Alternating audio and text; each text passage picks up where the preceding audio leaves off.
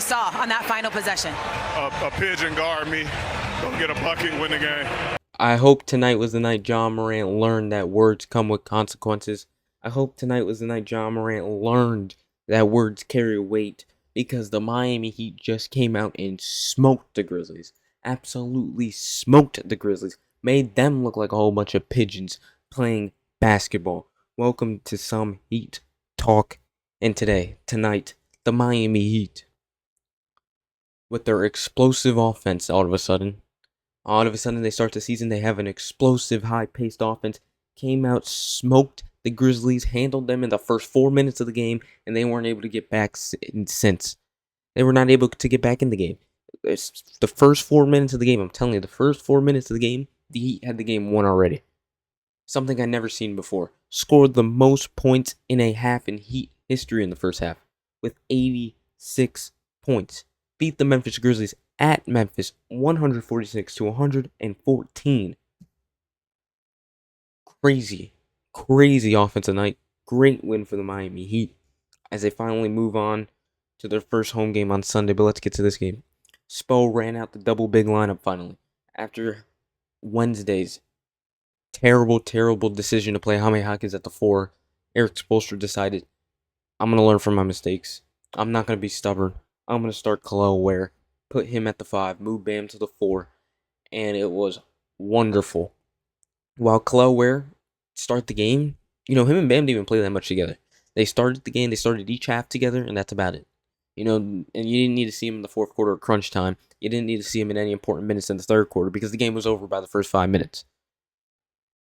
But he still started them, and that allowed Bam to get going early. Ware and Bam combined had the first 12 points of the game. Bam had 2 threes off rip. He had 4 threes in the first quarter. He was going crazy. Bam had 18 points in the fourth quarter, and that's just how much Ware opens it up for Bam when he's at the 4, and just opens up the floor for him in general. Simple as that. Because while you could say Ware didn't make too much of a difference in Bam's performance throughout the whole first quarter, he damn sure made a difference in the first couple minutes. And that allowed Bam to get hot early, which is something the Heat need, a hot start to get away from their opponent early. So they don't end up in the predicament they ended up in last season with having those third quarter troubles, blowing leads left and right. You get a very hot start early by your captain, by your leader, by your highest paid dude. 18 points in the first quarter. He only needed 6 for the rest of the game. Didn't play the fourth quarter at all. None of the starters played in the fourth quarter except Ware for a little bit. And then Ware also 19 points, 9 rebounds. He was playing great. Look, he's still a second year. He's still a young player. He has troubles protecting the rim. He has troubles, sometimes just getting rebounds and doing the right things. He has troubles with things centers should be doing. But he's so good offensively around the rim and dominating around the rim. And he's just a 7-foot monster with an insane wingspan. Like, how is that not going to help your team in the starting lineup? How is that not going to help your team against these bigs? And Jaren Jackson was in foul trouble for the whole game. They finally decided to play him because why not? We're not going to win anyway, so why not? He's in foul trouble. Who cares? And they have this weird rotation, the Memphis Grizzlies. I didn't know this. Jaren Jackson played the first 3 minutes, got subbed out, and got put in back in the first quarter later on. It made no sense to me yet. Why is Jaren Jackson an all-star level talent possibly getting subbed out in the first 3 minutes of the game? I have no idea. Then they put Santi Aldama in. He could score, but he can't play defense. They had Landell. He got 2 fouls really quick. And then Jaren Jackson. None of them could stop Bam and Ware. It was complete domination from the start. Bam started off. Everybody followed. Norman Powell had a solid 15. Andrew Wiggins, he's the only one who's kind of, I feel like, having the most trouble fitting into this fast-paced offense. Everyone else is doing their job perfectly fine. But I think Andrew Wiggins kind of having the most trouble. He does score in spurts, but he only had 10 points this game. Norman Powell, Davion Mitchell, he only had 2 points. But an amazing game facilitating-wise. Making the right passes, putting the people in the right spots. Even getting the hockey assist. A pass that led to an assist. It was just amazing facilitating by Davion Mitchell. The stats don't say what he did. He had 2.7 assists. Simon Fontecchio off the bench. Amazing. Comes in and just bangs threes. 4 threes tonight. Jaime Jaquez, we'll get to him in a second. Jovic off the bench. Jovic, that's what I like to see off the bench. He looks more comfortable coming off the bench. 20 points, 3 threes, 6 rebounds, 4 assists for Jovic. Drew Smith was really good backup point guard. He got extended run because we didn't need a. We basically played the fourth quarter because Davion Mitchell and the rest of the starters, ended up sitting the whole fourth quarter. So he ended up with 10 points, 5 assists. He was pretty solid. And then we got Jameer Young, Pella Larson, and Keshad Johnson all playing the real scrub minutes in the fourth quarter and late in the fourth quarter. But Jaime Jaquez has been extremely surprising this season. I did not expect him to come out the season looking like he did his rookie season. I did not think he would fit into a fast-paced offense the Heat were trying to go for. But it doesn't matter because and also, of course, is he can't shoot the ball. He can't shoot from range, and that's an issue. That was the issue last year, and he still can't shoot from range. He airballed a 3, but he is attacking the basket and hitting those people with the pump fake spin moves, doing all the little things that he can do at the rim, manipulating his defender while being aggressive and attacking the rim. That it looks amazing, and he's over there also snagging rebounds. He had 17 points, 10 rebounds, 6 assists, and he's bringing up the ball like a point guard. And defensively, don't forget defensively, he looks great. Jaime Jaquez has surely been, in the first 2 games of the season, the most surprising player.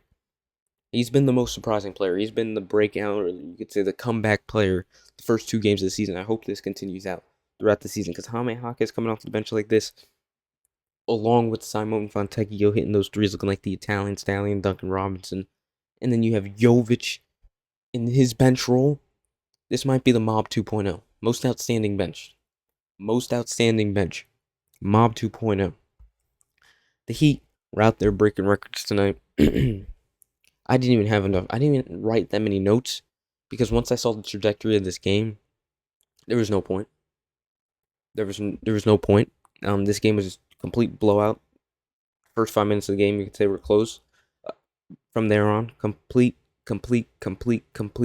blowout. And there's nothing to say. There's nothing to hate on when your team scores 146 points, especially when it's the Miami Heat prided on defense. I mean, I can't complain about anything. The only thing I complain about that I had an issue with was Khalil Ware protecting the rim. He needs to get better at that. Protecting the rim, holding his own at the rim, blocking shots, finishing strong. Like John Morant quickly was going, at the start of the game, was going to little floaters over Khalil Ware, the pigeon stuff, the stuff he calls Khalil Ware a pigeon for, allowing him to get into that space right there. But then the whole Grizzlies team went silent because we locked their shit up and we were scoring out the other end. This pace is insane. I love it. It's fun. And it works. You saw flashes of it on Wednesday, scoring 121 points against a really, really good defensive team. And then you come out and you play great defense against the Grizzlies and you score 146 points. These are the results you're going to get. Blowout victories. For the Grizzlies, Jaren Jackson, 19 points. He was quiet. Bam was giving him buckets all night. Jalen Wells, 9 points.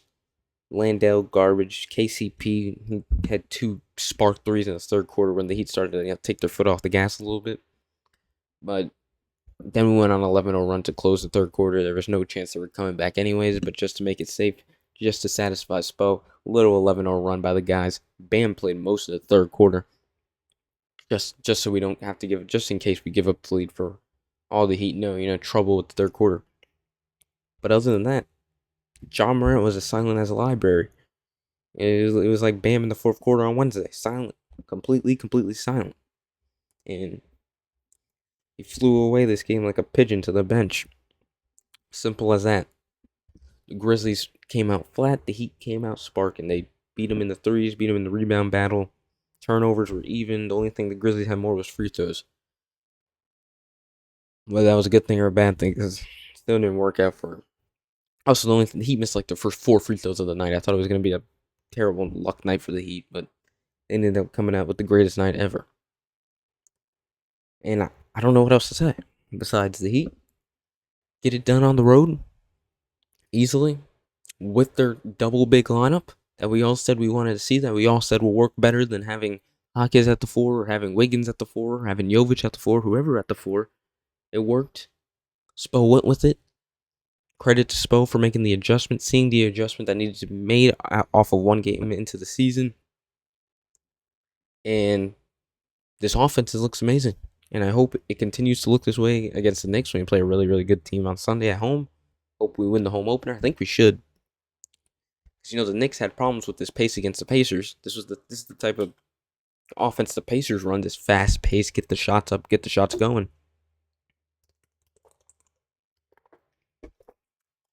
And also, right now they're without Mitchell Robinson. I believe they'll be without Mitchell Robinson for a little bit.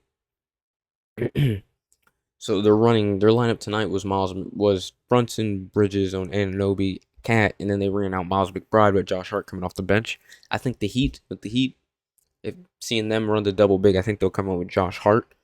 But playing Josh Hart at the 4 or Mikal at the 4, whoever at the 4 while Cat's at the 5, we should be able to handle that with the double big in this offense. If this offense continues to play this way, it'll probably slow down against a better team like the Knicks with two really, really, really good defenders in OG and Mikal.